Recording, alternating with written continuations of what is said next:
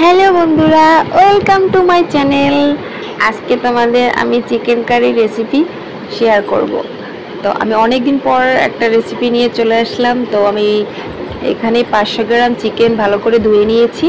তাতে আমি হলুদের গুঁড়ো, মরিচের গুঁড়ো 1 চা চামচ, সবগুলো 1 চা চামচ ইউজ করেছি। কুচি কুচি করে কেটে রাখা পেঁয়াজ ইউজ করে দিলাম, আদা রসুনের পেস্ট দিলাম, জিরার পেস্ট দিলাম, তারপরে কিছু কাঁচা তেল অ্যাড করে এটা ভালো করে মাখিয়ে 15 মিনিটের জন্য ম্যারিনেট করে রেখে দেবো।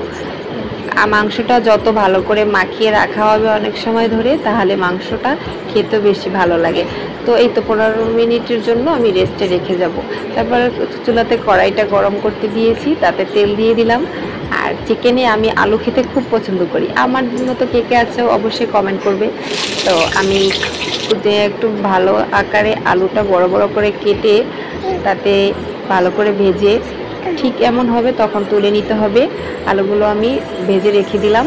তারপরে ফোড়নে দিয়ে দিলাম তেজপাতা, গোটা এলাচ, গোটা দারচিনি দিয়ে ভালো করে নেড়ে তারপরে মেখে রাখা সেই চিকেনটা কড়াইতে ঢেলে দিতে হবে।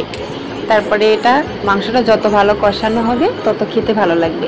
এই তো এই পর্যায়ে আমি কিছু কাঁচা জিরা লঙ্কা দিয়ে দিলাম। তো দিয়ে ভালো করে নাড়তে নাড়তে যখন এরকম হবে তখন আলুটা দিয়ে দেব। মাংসটা সত্যি অনেক ভালো করে কষালে খেতে ভালো লাগে। তো আমি এই পর্যায়ে জল দিয়ে দিলাম।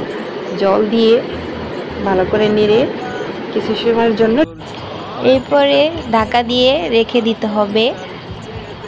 কিছু সময়ের জন্য ঢাকা দিতে হবে। ঢাকা দিয়ে এই দেখো ঠিক এমন হবে তখন গরম মশলা দিয়ে চিকেনটা নামিয়ে নিতে হবে।